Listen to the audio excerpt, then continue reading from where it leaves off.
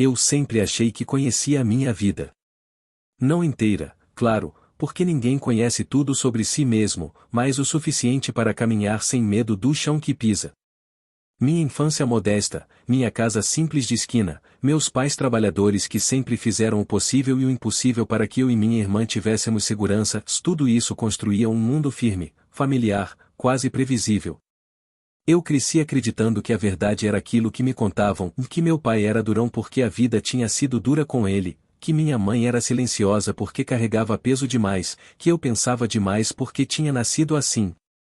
Mas naquele fim de tarde, a verdade veio bater à minha porta, literalmente, e desmontou tudo o que eu acreditava saber.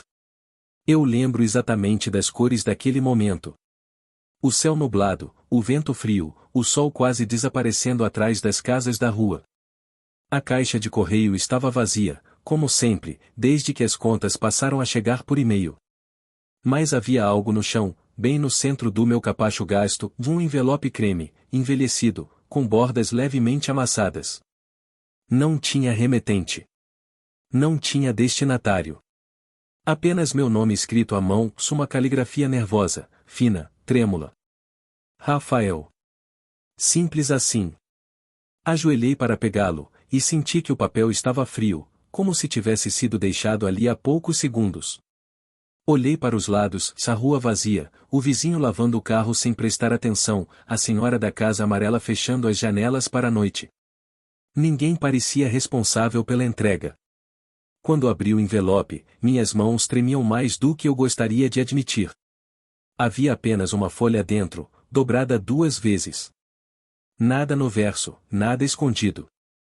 Apenas texto, escrito de forma tão cuidadosa que me deixou inquieto antes mesmo de ler. A primeira frase era um soco. Agora que seus pais se foram, você precisa saber a verdade, você é adotado. Eu li. Reli. E reli novamente. A frase não mudou. O mundo, sim. Meu coração começou a bater tão rápido que parecia querer escapar do peito. A cozinha atrás de mim, o corredor estreito, o cheiro do feijão que eu tinha colocado no fogo, tudo se tornou distante, secundário, como se eu estivesse observando minha vida por trás de um vidro grosso. Continuei lendo. Eu não posso revelar quem sou, não agora. Há pessoas que não podem saber que escrevi esta carta. Há segredos que ainda precisam ser protegidos. Mas você tem o direito de conhecer sua origem, mesmo que isso machuque.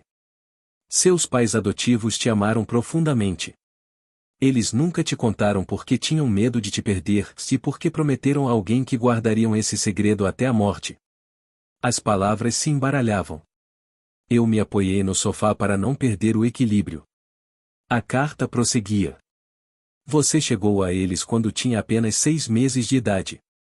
Veio com uma coberta azul, um medalhão com a inicial A e uma marca no tornozelo esquerdo, um pequeno sinal de nascença. Eles receberam apenas isso. Nada mais. Nenhuma informação sobre sua mãe biológica. Apenas um pedido desesperado, protejam meu filho. Um arrepio percorreu minha pele. Senti minhas pernas fraquejarem. Eu sempre tive essa marca no tornozelo. Sempre. Um pequeno desenho natural, quase como uma meia-lua. Minha mãe dizia que era um charmezinho, que tinha aparecido no hospital, que era coisa normal de recém-nascido. Eu nunca questionei. Por que questionaria? Crianças acreditam no que os adultos dizem. Adultos continuam acreditando porque é mais confortável. Respirei fundo, sentindo o ar entrar pesado, como se estivesse aprendendo a respirar de novo. Continuei lendo, mesmo que uma parte de mim quisesse rasgar a carta e fingir que nunca existiu. Sua mãe biológica passou por algo terrível. Algo que colocou sua vida em risco, e a sua também. Por isso, ela te escondeu. Por isso, te entregou. Não por abandono, mas por amor. Essa frase eu não consegui digerir. Minha mente entrou em conflito, e meu coração queria acreditar, mas a raiva, a confusão e o medo começaram a subir como uma maré violenta. A carta prosseguia. Se você quiser respostas, comece pela caixa que está enterrada no quintal da antiga casa de seus pais. Debaixo do limoeiro. Eles guardaram mais do que você imagina. Eu me sentei no chão naquele momento, porque minhas pernas simplesmente não me obedeciam mais. O papel tremulava entre meus dedos. Quando estiver pronto, volte ao endereço que está na última linha desta carta. Lá você encontrará alguém que sabe mais. Mas vá com cuidado. A verdade tem inimigos. E então? Com arrependimento e esperança. Alguém que devia ter te protegido. Havia um endereço no final da página. Um bairro afastado, periferia da cidade, lugar onde eu não conhecia ninguém. Eu fechei a carta devagar, tentando fazer meu coração acompanhar o movimento. Mas era impossível. Cada batida parecia um trovão dentro do peito. Me levantei, ainda tonto, e peguei o espelho da sala. Analisei meu rosto como se fosse de outra pessoa, olhos, nariz, boca. Era eu. Claro que era eu. Mas, pela primeira vez na vida, eu não reconhecia o que via.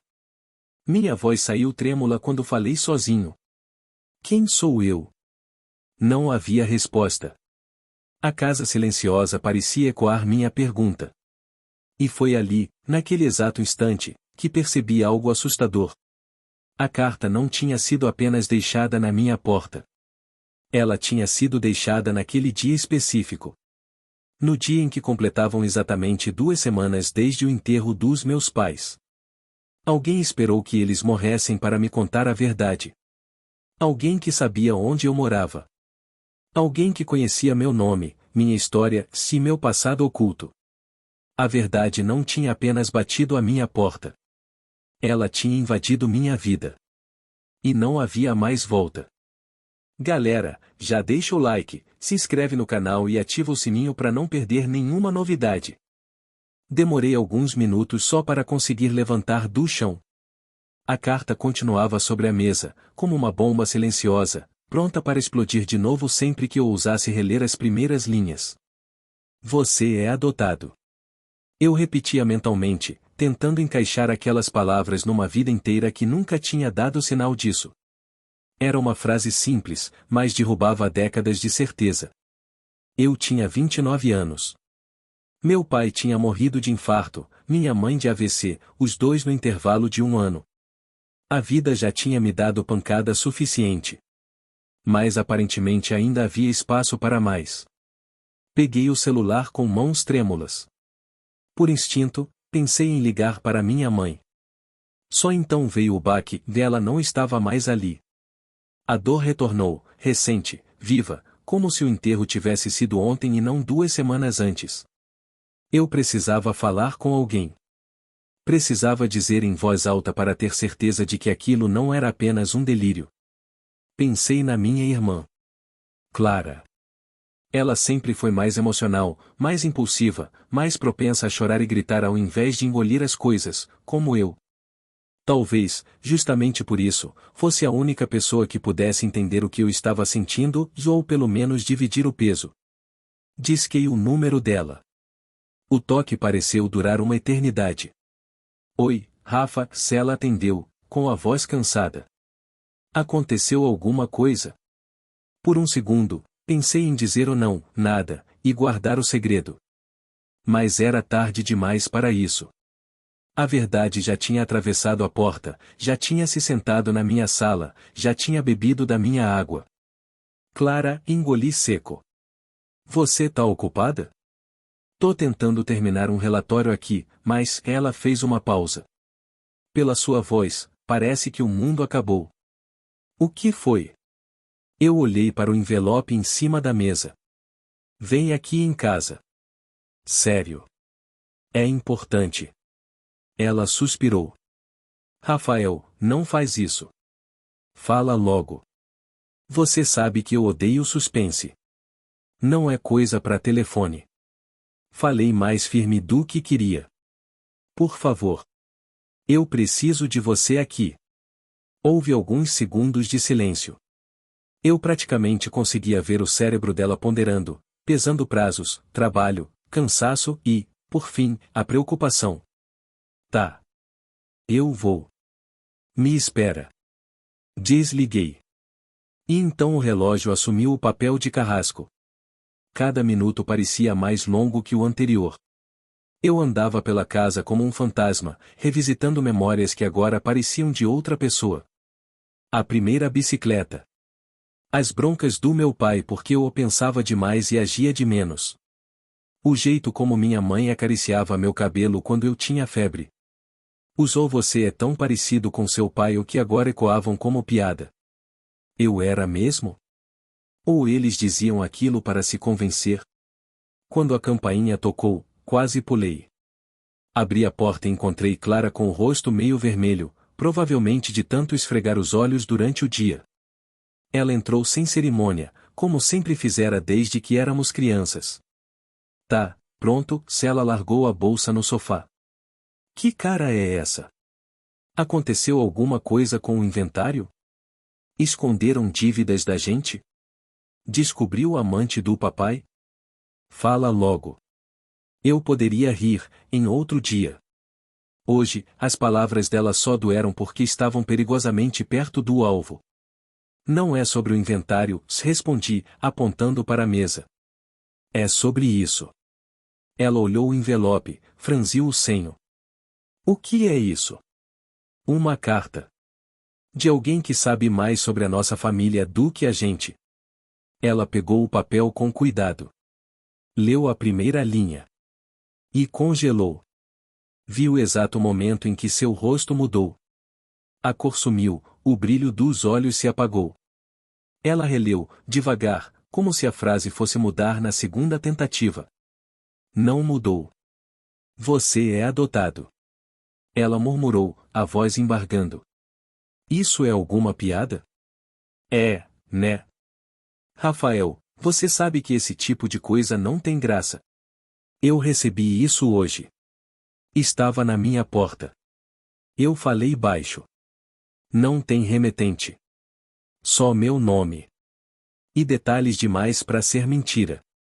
Ela continuou lendo, os olhos correndo pela página. Em certos trechos, a mão tremia. Em outros, ela apertava os lábios, como se estivesse segurando algo.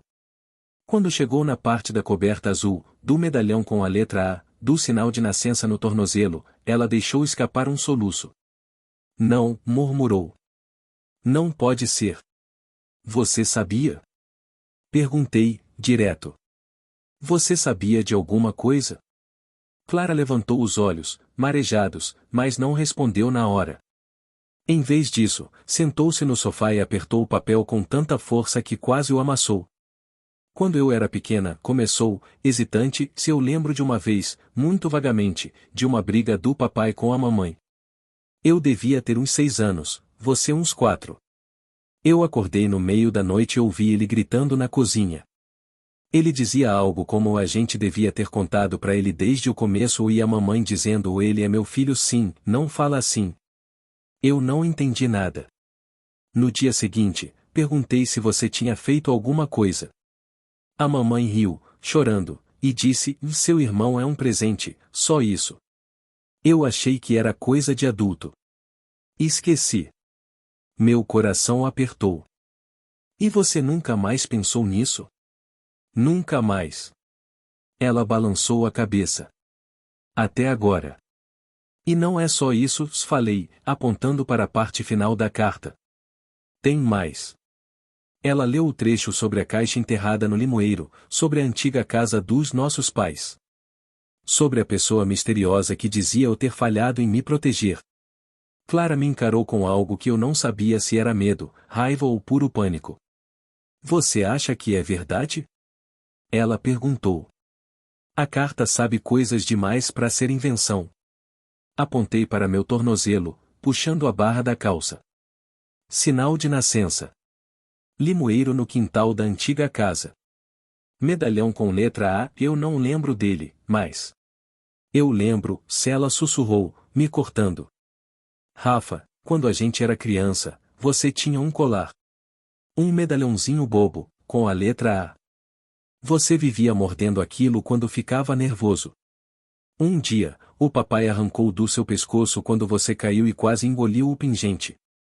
Ele ficou tão nervoso que jogou o medalhão numa gaveta e nunca mais deixou você usar. Eu esqueci completamente disso. Até agora. Minha garganta fechou. Memórias vagas, difusas, começaram a emergir, uma sensação de metal frio na boca, um choro, meu pai gritando olha o perigo, minha mãe limpando meu rosto com um pano molhado. Eu não lembrava do formato do medalhão, mas lembrava do medo nos olhos deles. Eles sabem de coisas demais, se eu repetir, como se estivesse tentando me convencer. Um silêncio pesado se instalou na sala. Então, Clara respirou fundo e levantou a cabeça. A gente vai até a casa, ela disse. Hoje. Agora. Olhei para o relógio. Já tá escuro. Justamente. Ela pegou a bolsa de novo. Se tem alguém que não quer que a gente mexa nisso, vai ser mais fácil perceber se estiver nos seguindo à noite. E, ela hesitou, se eu não quero passar a madrugada aqui sentada, imaginando qualquer coisa. Eu prefiro ver a verdade com os meus olhos do que ficar sendo torturada por suposições. Eu a observei por alguns segundos. Clara sempre foi assim, quando a vida batia, ela batia de volta. Eu era o que recolhia os pedaços, o que tentava remendar o que quebrava. Dessa vez, talvez eu precisasse do impulso dela. Tudo bem, concordei. Vamos. A antiga casa dos nossos pais não ficava longe. Depois que meu pai morreu, minha mãe não aguentou continuar lá, e se mudou para um apartamento menor, onde eu cuidei dela no fim. A casa, desde então, ficou fechada, esperando o inventário, o advogado, os papéis todos que a burocracia exige.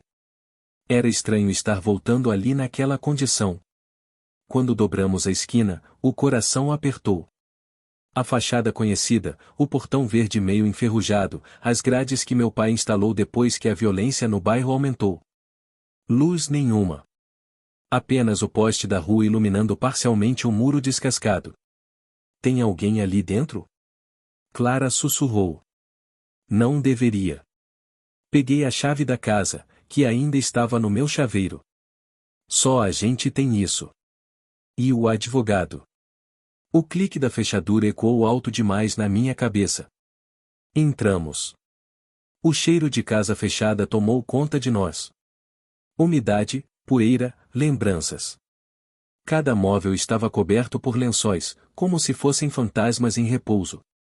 A sala onde a gente assistia TV, a cozinha onde minha mãe vivia inventando pratos com pouco dinheiro, o corredor estreito onde eu ralei o joelho pela primeira vez, tudo estava ali, suspenso no tempo. Vem, apontei para o fundo. O limoeiro. O quintal parecia menor do que nas minhas memórias. O limoeiro ainda estava lá, firme, com os galhos pesados, algumas frutas verdes, outras amareladas, caídas no chão. Quantas vezes eu e Clara brincamos ali? Quantas vezes meu pai reclamou de ter que recolher limão podre? Agora, aquele lugar simples era palco de um segredo. Onde você acha que está enterrado? Clara perguntou. A carta só diz embaixo do limoeiro. Respirei fundo. Ou é uma pegadinha muito elaborada, ou tem alguma coisa aí. Trouxe do carro uma pá velha que tinha no porta-malas, porque a vida adulta me ensinou que sempre vale a pena andar com coisas que ou talvez um dia sejam úteis. Hoje, eram. Comecei a cavar. A terra estava dura nos primeiros centímetros, seca. Depois, mais fofa, úmida. Clara observava em silêncio, abraçando o próprio corpo como se sentisse frio, embora a noite estivesse morna. Lembra quando o papai plantou esse limoeiro? Ela perguntou, num tom distante. Ele dizia que era para nunca faltar tempero pro peixe de domingo, respondi, sem parar de cavar. Ele dizia que a gente tinha raízes. Ela suspirou. Engraçado, né? Uma parte de mim queria responder com sarcasmo, mas a outra parte estava ocupada demais tentando não desmoronar. Depois de alguns minutos, a pá bateu em algo duro. Um som seco, metálico. Meu coração disparou. Tem alguma coisa aqui, falei, ofegante. Clara se aproximou, segurando o celular com a lanterna ligada.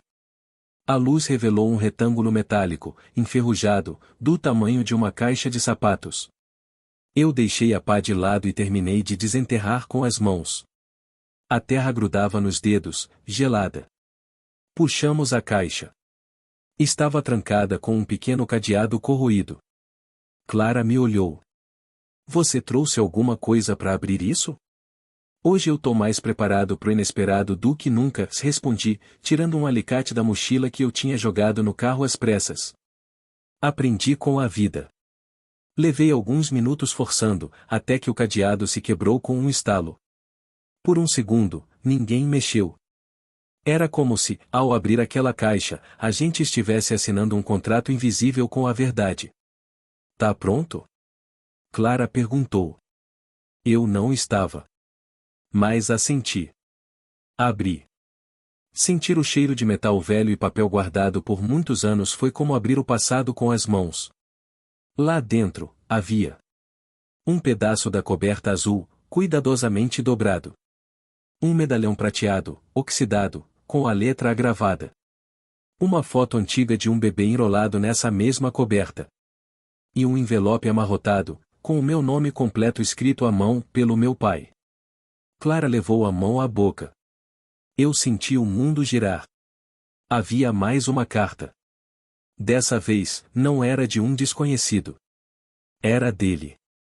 Do homem que me criou. Do homem que mentiu. Do homem que, talvez, tivesse tentado me contar a verdade e não teve coragem. E aquela era apenas a primeira camada da caixa. A verdade, eu já podia sentir, era muito mais profunda.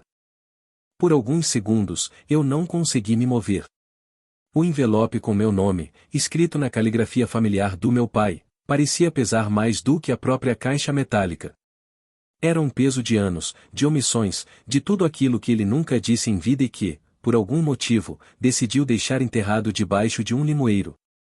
Clara foi a primeira a quebrar o silêncio. É a letra dele, sussurrou, tocando o envelope com a ponta dos dedos, como se tivesse medo de que se desfizesse.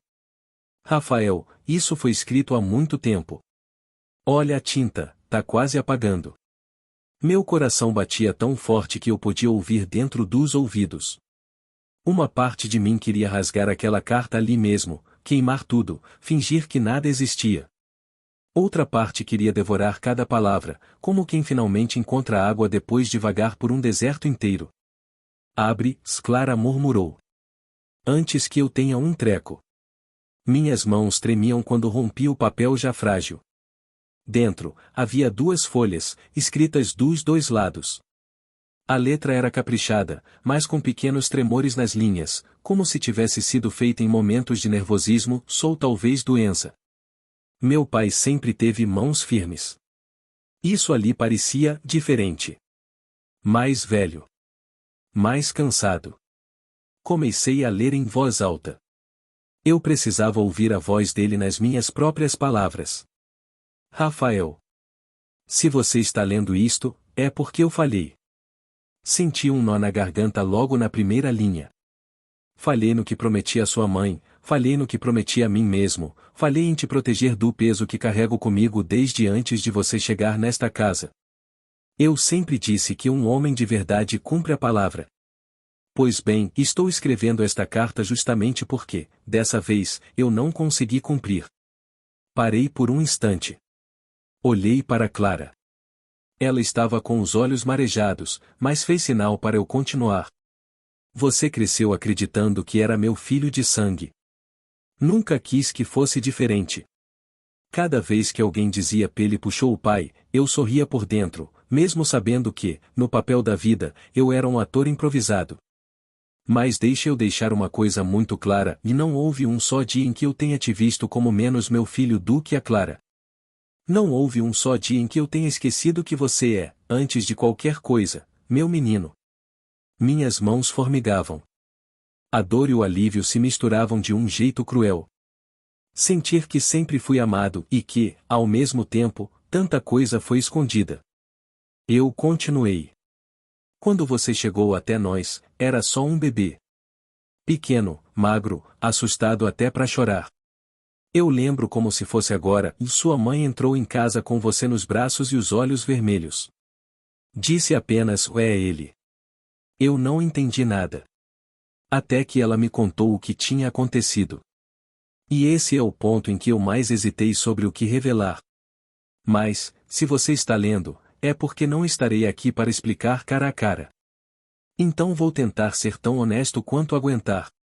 Clara puxou uma cadeira velha e se sentou. Eu percebi que estava aprendendo a respiração. Alguns anos antes de você nascer, eu fiz uma besteira. Daquelas que um homem carrega para sempre. Eu me envolvi com gente errada, aceitei um serviço que não devia, pensando que era só uma entrega qualquer. Coisa rápida, ninguém precisa saber, disseram. Eu era orgulhoso demais para admitir que o dinheiro estava curto, que as contas da casa estavam atrasadas, que sua mãe estava se matando de trabalhar. Então eu aceitei. E foi assim que conheci um homem chamado Roberto. Meu estômago revirou. O nome me acertou como um soco, mesmo sem contexto completo. Esse homem, Roberto, não era apenas um patrão temporário. Era um agiota, traficante, manipulador. Eu só fui perceber o tamanho do buraco quando já estava com os 2 pés dentro. Quando tentei sair, ele riu da minha cara. Disse que ninguém sai. Ou paga, ou perde. E eu não tinha como pagar. Foi aí que sua mãe entrou na história. Ela descobriu tudo, não porque eu contei, mas porque ouviu uma conversa minha no telefone. Ela ameaçou ir embora. Eu jurei que ia consertar.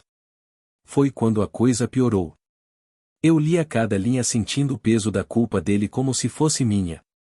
Uma noite, Roberto apareceu na porta de casa. Não sozinho. Veio com 2 homens. Disse que estava na hora de acertar.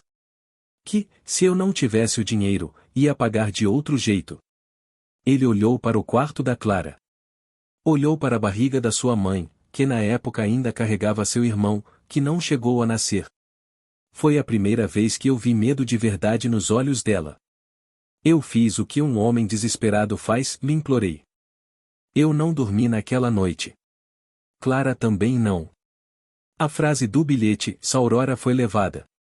E você é o próximo. Ficava girando na minha cabeça como um aviso de filme ruim, só que esse era o meu filme. E não tinha como desligar. Quando o dia começou a clarear pela fresta da janela, eu já tinha tomado uma decisão. Não dava mais para simplesmente reagir. Era hora de agir. Rafael, o que você vai fazer? Clara perguntou, com olheiras profundas e a xícara de café intocada na mão. Vou até o endereço da carta, respondi. Aquele que estava no fim da primeira mensagem. Quem quer que tenha começado isso, não quer me matar. Pelo menos não ainda. Quer que eu saiba. E eu preciso saber de quem eu tô fugindo ou correndo atrás. Clara balançou a cabeça, entre medo e teimosia. Então eu vou com você. Não. Falei firme. Se isso é sobre mim, eu não vou te arrastar. Ela riu, sem humor. Tarde demais, irmão. Já tô arrastada. Se quiser me proteger, me deixe ao menos ver o que você tá fazendo. É melhor do que ficar no escuro, esperando o pior. Eu a encarei. Clara sempre foi assim, e medrosa por dentro, corajosa por fora. Ou talvez fosse o contrário. No fim das contas, eu sabia que não conseguiria convencê-la a ficar. Tá bom, cedi. Mas se eu disser pra correr, você corre. Sem discutir. Tá. Ela engoliu seco. Combinado. O endereço da carta ficava num bairro velho, zona intermediária, dessas áreas esquecidas entre o centro e a periferia. Prédios antigos, fachadas descascadas, sacadas enferrujadas. O número indicado correspondia a um edifício de 3 andares, sem porteiro, com uma porta de ferro que rangia quando empurrada. Subimos devagar, atentos a cada som. No 3º andar, porta 302, o número rabiscado a caneta sobre o antigo. Toquei a campainha. Não houve resposta. Toquei de novo. Foi quando uma voz cansada, mais conhecida, veio do corredor atrás de nós. Não adianta tocar. A campainha não funciona faz tempo. Viramos ao mesmo tempo. Um homem de uns 60 anos, talvez mais, pele marcada de sol, barba por fazer, corpo ainda forte apesar da idade. Ele carregava uma sacola de mercado numa mão e uma bengala na outra. Os olhos, porém, eram o que mais chamavam a atenção, escuros, atentos, como se avaliassem tudo o tempo todo. Eu conhecia aquele olhar. Não daquele rosto, mas daquele jeito de olhar. Você é o Rafael, se ele disse, sem perguntar. Meu coração travou. Quem é você? Ele passou por nós, destrancou a porta 302 e a deixou aberta. Já veio até aqui. A essa altura, se eu quisesse te matar, não chamaria para entrar. Só seguiria você na rua. Ele deu um meio sorriso triste. Entra. A gente tem muito o que conversar. Clara me olhou, como se perguntasse silenciosamente se havíamos enlouquecido. Eu respondi com um suspiro e um aceno de cabeça. Entramos. O apartamento era simples, mas organizado. Poucos móveis, pouca cor, tudo funcional. Na parede, nenhum quadro de família. No aparador, porém, uma coisa me gelou: recortes de jornal sobre o incêndio no abrigo. O mesmo do recorte da caixa. Outros, mais recentes, sobre prisões, tráfico, milícias. No centro de todos eles, um nome repetido várias vezes. Roberto Braga. O homem largou a sacola na cozinha, apoiou a bengala na mesa e sentou-se com dificuldade. Acho que devo começar dizendo: fui eu quem deixou a carta na sua porta, falou, direto. E fui eu quem ligou ontem. Não achei que ia precisar mandar o segundo bilhete tão cedo, mas você cavou rápido demais. Clara estreitou os olhos. Você tava no meu prédio? Tava. E, sim, eu sei que isso assusta. Ele voltou o olhar para mim. Mas se eu quisesse fazer mal a vocês, Rafael, não teria avisado sobre a Aurora. Nem sobre o fato de que você é o próximo da lista dele. O nome engoliu o ar da sala dele. Do Roberto, completei. O homem assentiu, devagar.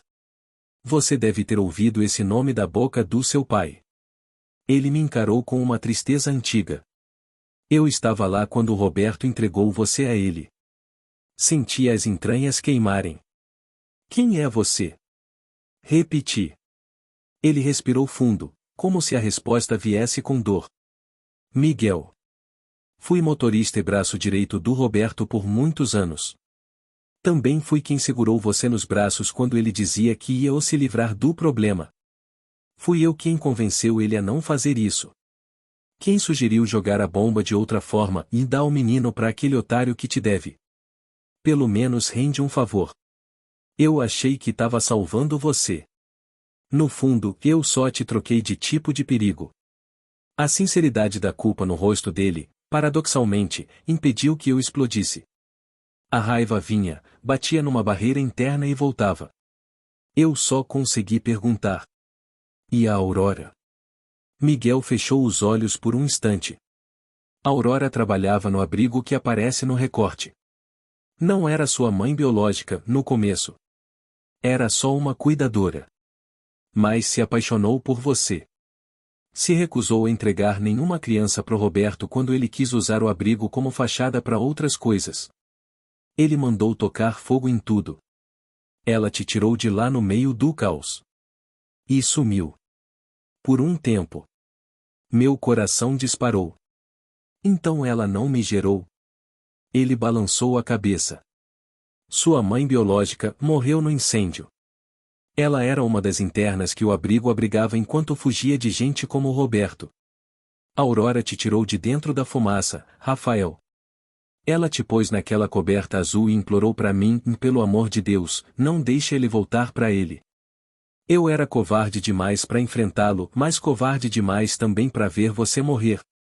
Então fiz o que pude, e joguei você pro seu pai, que era um homem decente atolado em dívida. E deixei um rastro mínimo, na esperança de que um dia você pudesse encontrar a verdade sem cair direto nas mãos erradas. Clara chorava em silêncio. Eu só conseguia respirar fundo, tentando encaixar tudo. Então a carta, falei. Foi meu jeito de começar a saldar uma dívida velha. Miguel encarou meus olhos. O Roberto descobriu, tarde demais, que o garoto do abrigo tinha virado filho de um homem que ele usou. Ficou curioso. Mandou-me seguir. Quando seus pais morreram, eu soube que ele não ia demorar a te procurar. Eu me antecipei. Te dei a pista da caixa. Mas eu precisava fazer você ir atrás pelo lado certo, não pelo dele. E por que dizer ou não confie no nome que encontrou? Clara perguntou, enxugando o rosto. Miguel suspirou. Porque se você saísse feito louco procurando a Aurora, sem entender quem ela era nesse tabuleiro, ia atrair o Roberto direto para ela. Ele quer calar a última testemunha viva do incêndio. Do abrigo. Das relações antigas dele com políticos, juízes, policiais. Aurora sabe demais. Você é o último elo que liga ela a ele. Ele te quer por isso. Não por quem você é, mas pelo que você pode fazer e chegar até ela. A náusea voltou. Eu me sentia de novo mercadoria, como na carta do meu pai. E o que você quer de mim? Perguntei, a voz rouca. Que você faça o que seu pai não teve coragem de fazer. Miguel apoiou os cotovelos nos joelhos, aproximando o rosto. Terminar isso. Eu juntei provas por anos, na surdina. Gravações, documentos, registros de contas. Coisa pesada. Mas eu sou um velho marcado. Se eu aparecer contra ele, morro em 2 dias. Você, por outro lado, é o filho do homem que ele subestimou. O garoto que ele achou que estava usando. E o homem que ele vai querer ver de perto antes de decidir o que fazer. Se você topar, eu te levo até ele. Você leva isso, se ele apontou para uma pasta grossa ao lado da mesa, se entrega para quem ainda presta na polícia. Já fiz contatos anônimos. Eles só precisam do gatilho final. Clara arregalou os olhos. Você tá pedindo pro meu irmão se entregar de bandeja? Miguel encarou ela com seriedade. Tô pedindo para ele escolher que tipo de herança quer carregar. A dos erros do pai ou a da coragem que o pai nunca conseguiu ter. O silêncio que se seguiu parecia ter peso físico. Eu pensava em tudo, em Aurora, em meu pai, em minha mãe, no limoeiro, na coberta azul, na minha vida inteira construída em cima de segredos e culpas que não eram minhas. Então Clara, surpreendendo até a si mesma, disse: se alguém vai enfrentar esse homem, é melhor que seja com respaldo. Ela virou-se para mim. A gente não faz isso sozinho, Rafa. Você leva essa pasta, eu levo isso para as mãos certas. Um contato da empresa onde eu trabalho é casado com uma promotora. Ela é honesta. Se receber tudo isso, não vai deixar passar. Miguel assentiu, surpreso com a eficiência prática dela. Eu respirei fundo. E a Aurora? Perguntei. Onde ela está? Miguel hesitou por um momento. Depois, falou. Escondida. Num convento afastado, numa cidade vizinha. Eu a ajudei a sumir, muitos anos atrás. Ela vive com outro nome. Eu só contei a ela recentemente que você tinha crescido, que estava vivo. Quando ela soube, chorou por horas. Disse que não merecia te ver. Mas se você sobreviver a isso, ele engoliu seco, se eu dou o endereço. Vocês vão decidir juntos se esse encontro acontece. Surpreendeu-me o fato de ele dizer ou se você sobreviver ou com tanta naturalidade. Mas ele não estava romantizando. Era real. Naquela mesma noite, Miguel marcou um encontro com Roberto. Disse que tinha um presente para ele e o filho do devedor antigo, o bebê do abrigo, crescido e curioso. Marcou num galpão na beira da cidade. Enquanto isso, Clara, com a pasta de provas, foi em direção oposta, encontrar a promotora. Eu e Miguel esperávamos num canto escuro do galpão, iluminado apenas pela luz fraca que entrava pelas frestas. Ele confia em você? Perguntei. Confie em ninguém, Miguel respondeu. Mas gosta de fechar ciclos pessoalmente. Vai querer olhar nos seus olhos antes de decidir o que faz. Os minutos se arrastaram. Cada barulho parecia anúncio do fim. Então, finalmente, o som de um carro caro, longe demais daquele cenário. Portas batendo. Passos firmes.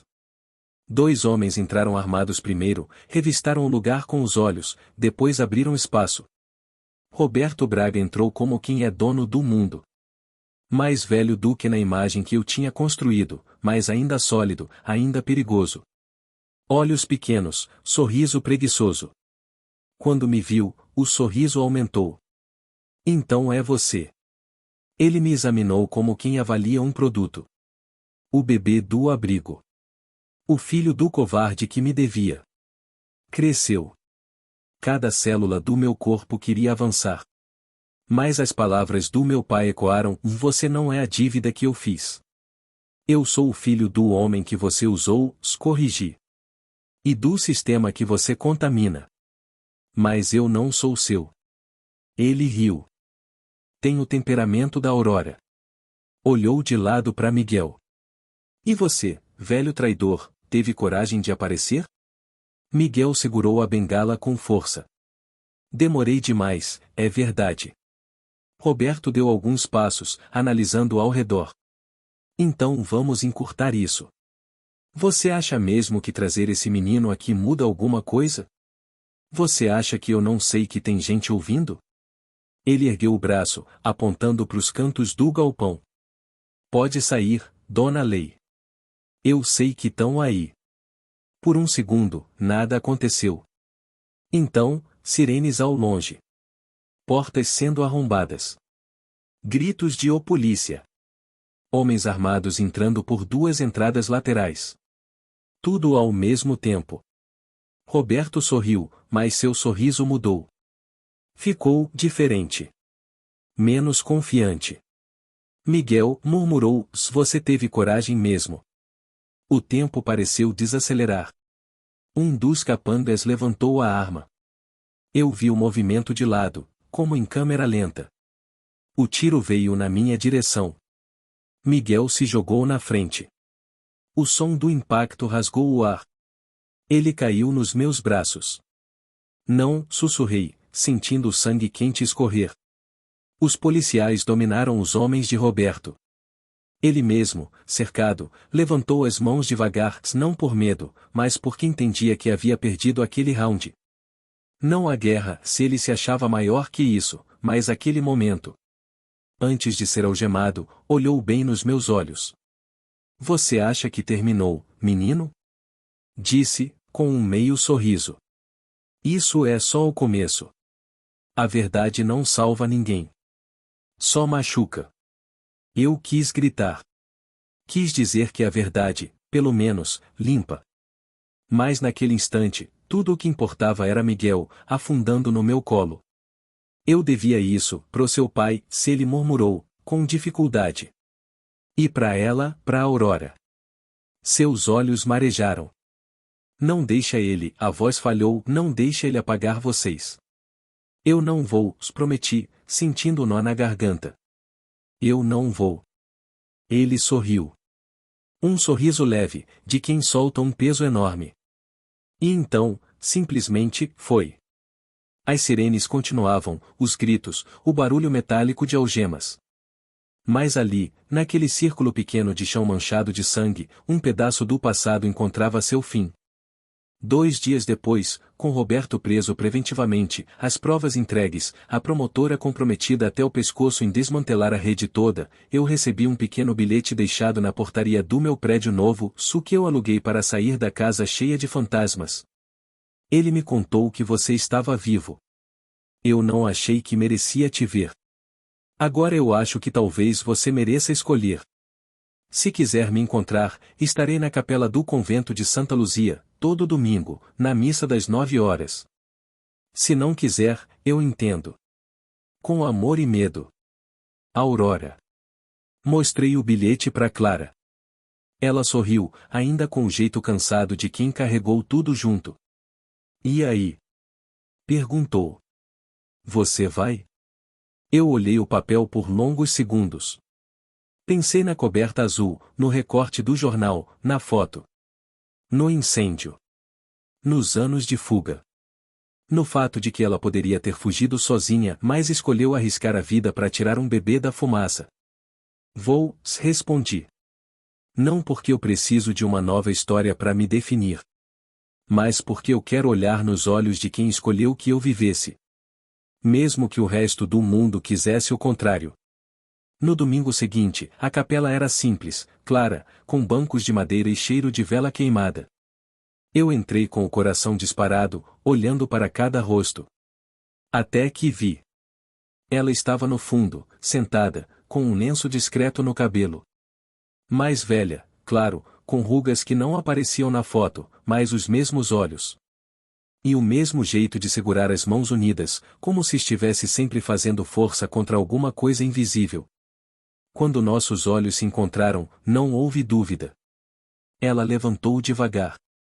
De perto, eu vi que as mãos tremiam. Ela parou a poucos passos de mim, e quando abriu a boca, a voz saiu baixa, mas firme. Rafael. Era a primeira vez que eu ouvia meu nome da boca dela. E, de alguma forma, encaixou. Eu podia ter cobrado, exigido explicações, apontado dedos. Mas naquele instante, tudo o que eu vi foi uma mulher marcada, que tinha perdido tudo, mas que, mesmo assim, tinha escolhido que eu não fosse o próximo queimado nas chamas de Roberto. Eu respirei fundo. Eu não sei ainda que nome te dar, falei, honestamente. Mas eu sei que, de alguma forma, você faz parte do motivo de eu estar aqui. E eu queria te agradecer por isso. Os olhos dela se encheram d'água. Eu queria ter te protegido mais.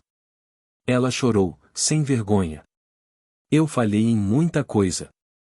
Mas nunca deixei de pensar em você. Aproximei-me um passo. E outro. Até que a distância entre nós deixou de ser física e passou a ser apenas de tempo. Abracei Aurora, e naquele abraço havia coisas demais: o menino do abrigo, o filho do homem endividado, o irmão da Clara, o alvo de Roberto, o protegido de Miguel, o sobrevivente. Não apaguei meus pais de criação. Não substituí ninguém. Eu apenas adicionei mais uma camada à minha história. A carta na porta tinha me quebrado. Mas, no fim, também tinha me reconstruído. Agora eu sabia. Eu não era a dívida do meu pai. Nem o erro de uma mãe em fuga. Nem a mercadoria de um criminoso. Eu era Rafael. Filho de quem me criou. Filho de quem me salvou. Irmão de quem ficou. Herdeiro não dos segredos, mas da coragem de encará-los. E, pela primeira vez, a verdade não era uma arma apontada para mim.